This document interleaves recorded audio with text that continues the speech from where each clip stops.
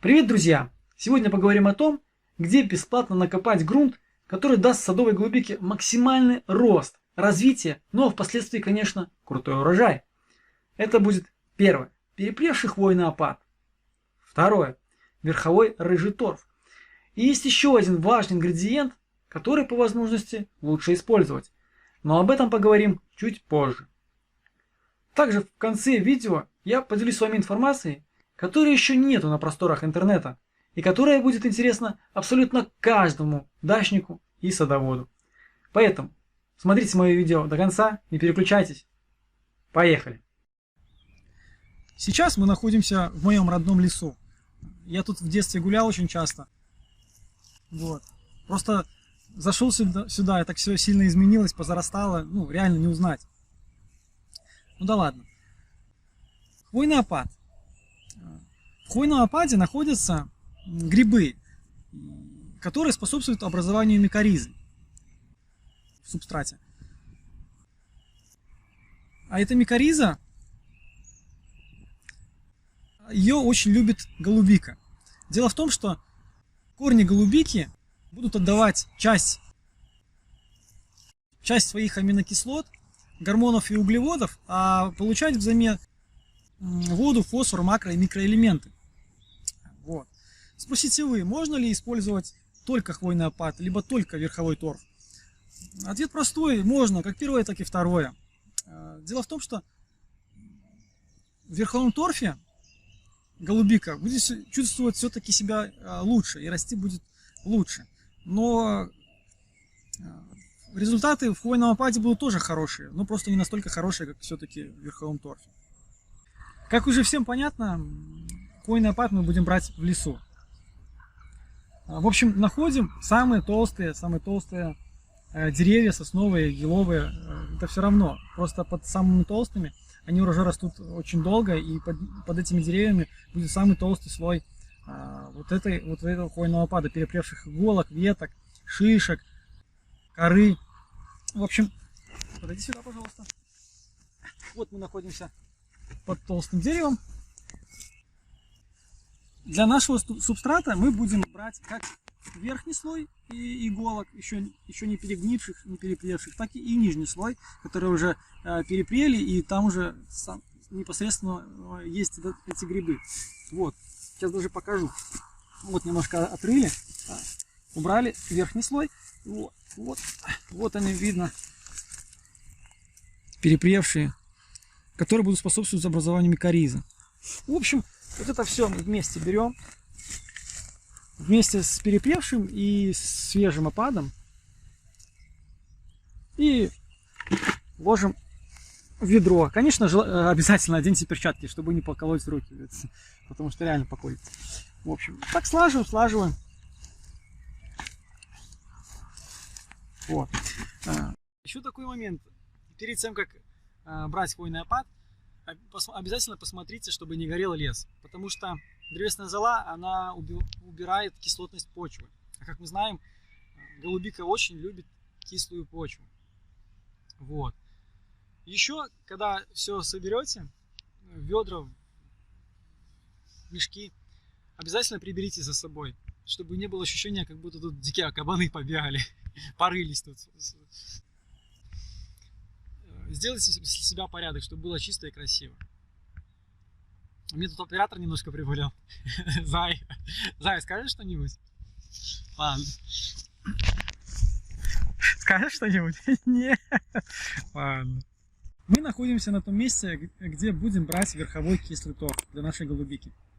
Но прежде чем найти это место, я подумал, где вообще берется торф в природе. В природе он берется на низинах, на заболоченных местах. И я начал вспоминать, где в моем лесу есть такое место. И нашел, вот оно.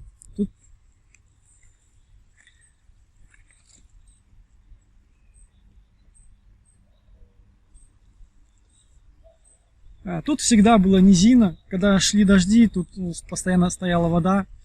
Комары, мошки летом, просто жуть, кошмар. Реально. Вот в таких местах и нужно искать торф. И ищите в этих местах торф. Я заметил, что этого торфа больше всего возле больших деревьев. Возле больших деревьев. Вот. Сначала разгребаем ветки. Нам же не нужен верхний слой уже иголки. Вот разгребаем ветки, иголки. И вот тут, вот, уже будет такой рыжий торф. Вот. Не хуже покупного, точно такой же. Вот.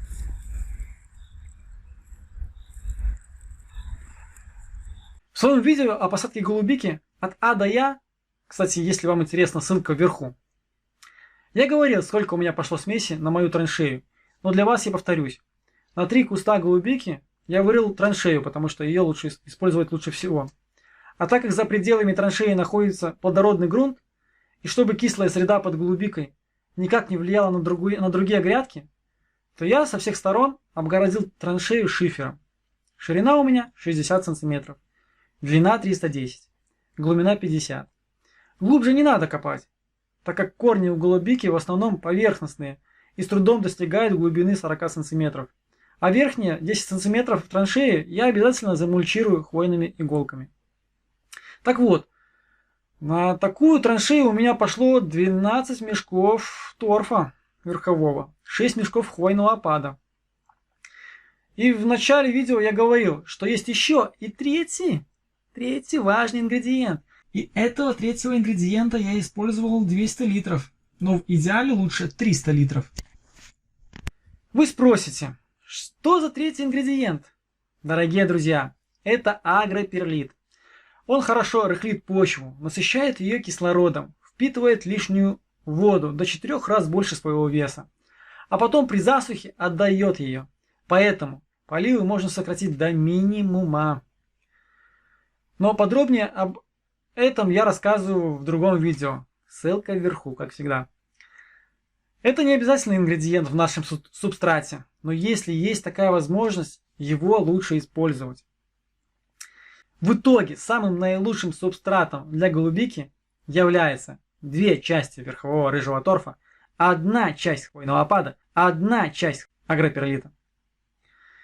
Итак, видео подходит к концу, и для тех, кто его досмотрел до конца, я поделюсь, на мой взгляд, интересной для вас информацией. Я думаю, у каждого, кто живет в частном секторе, или у тех, у кого есть дача, растут плодовые деревья. И также я думаю, что у большинства участок не очень большой, а хочется посадить ведь много чего. Так вот, из абсолютно любого дерева, будто плодовое или декоративное, можно сформировать красивое, колонновидное, не занимающее много места дерево, и вместо 2 деревьев с обычной формировкой на это место можно будет посадить 3-4, и урожай при этом нисколько не уменьшится, а может и увеличится.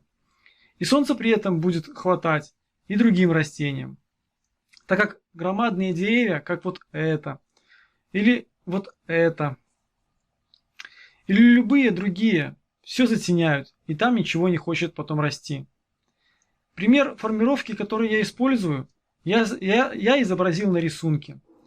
В данном примере это хурма и груша. Но, как я говорил, можно формировать абсолютно разные деревья, какие только захочется. Если вам стало интересно, ссылка вверху.